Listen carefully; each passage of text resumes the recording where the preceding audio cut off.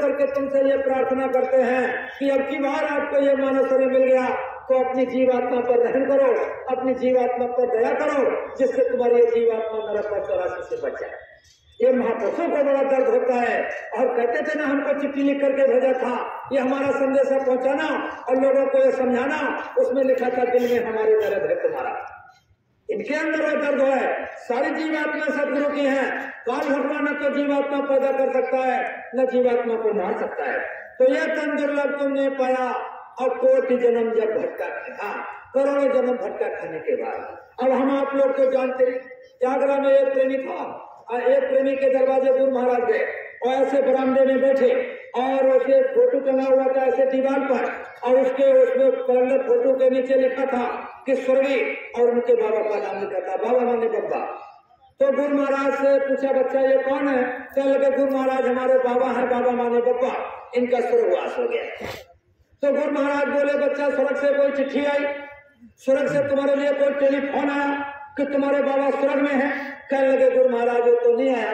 कहने लगे, फिर तुमने ये कैसे जाना कि बाबा स्वर्ग में है? सब लोग स्वर्गवास ही सबका हो गया, कोई नरक नहीं गया।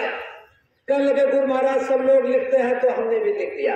अरे कहने लगे, बच्चा तुमने तो ऐसे लिख दिया मानो भगवान ने स्वर्ग की जिम्मेदारी तुम्ही को दे रखी हो, सब स्वर्ग ही चले गए, नरक कोई गया ही नहीं।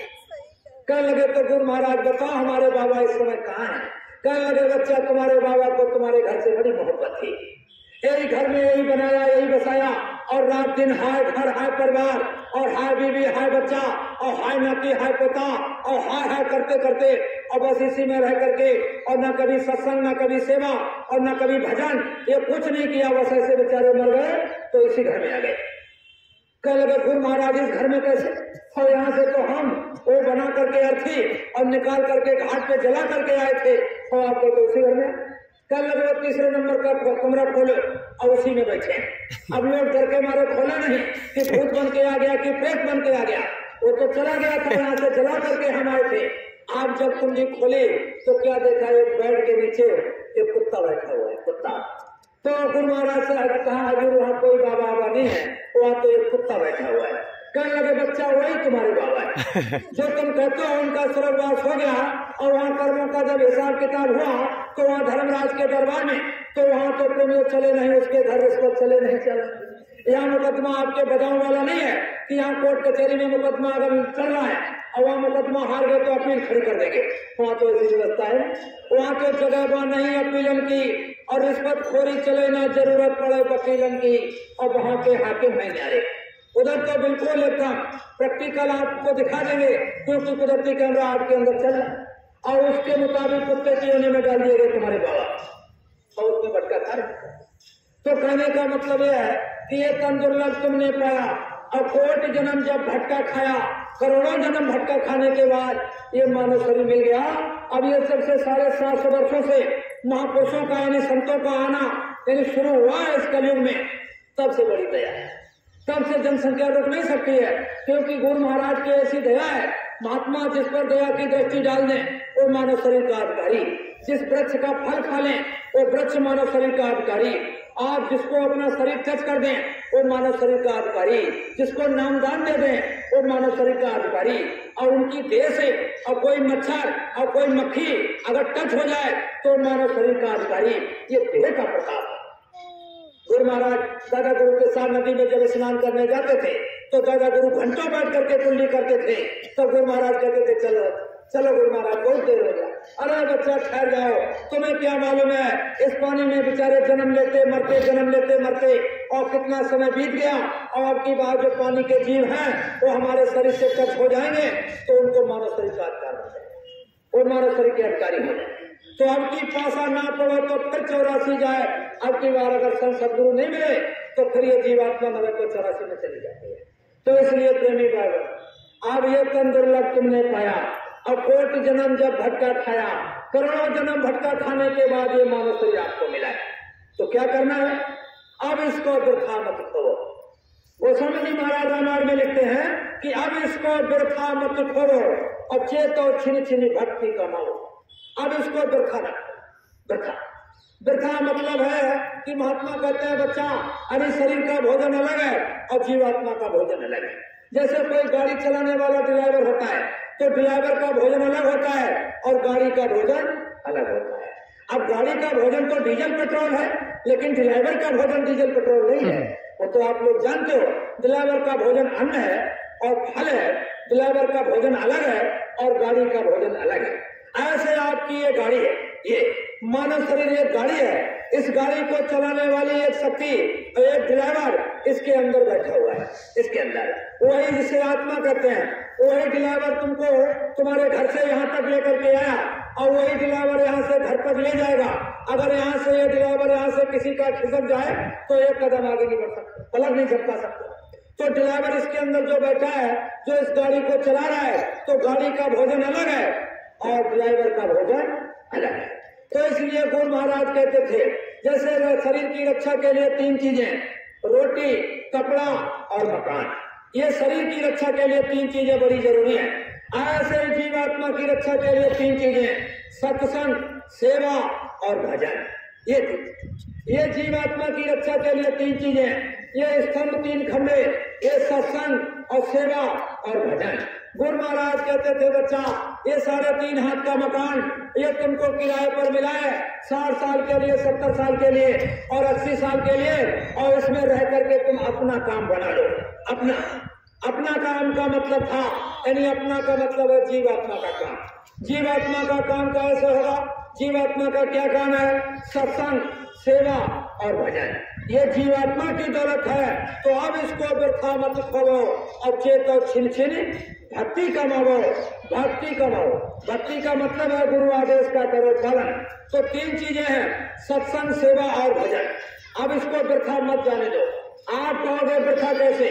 मेरा तो मोटर है, कार है, फैक्ट्री है, इतना कारोबार बढ़ता चला जा रहा है और मैंने देखो 3 पुस्तक के लिए, 8 पुस्तक के लिए इतना इंतजाम कर दिया है, मेरा तो बहुत बड़ा कारोबार चल रहा है। आपका तो व्यर्था। सहजो भाई ने कहा, सहजो भज हरि नाम को, छोड़ जगत से ले, अपना तो कोई है नहीं, जा सगी न अपनी देह। जब ये शरीर अपना नहीं है तो शरीर के द्वारा सामान इकट्ठा किया हुआ ये अपना हो नहीं सकता है। हम आपको तो कोई चीज नहीं। वो महमूद गजनवी जिसने हिंदुस्तान पे 17 बार आक्रमण किया था, अंतिम समय में खजाने को देख करके वो भी रोया कि इसमें से कोई मेरी मदद करने वाला नहीं है। वो सिकंदर जैसा बादशाह है जिसका सूर्योदय से लेके आज तक राज था, चक्रवर्ती सम्राट राजा कहलाया। महाराज जी कहते थे, हाँ, उसके एक बार मन में आया कि जहाँ सूरज निकलता और जहाँ छिपता वहां तक मेरा राज्य होना चाहिए, एक छत्र राज्य होना चाहिए। तो उधर राज्यों पर विजय हासिल करना शुरू कर दिया। एक राज्य से दूसरे पे, तीसरे, चौथे, ऐसे राज्यों को जीतता हुआ, विजय हासिल करता हुआ जब भारत देश में आया तो बीमार पड़ गया।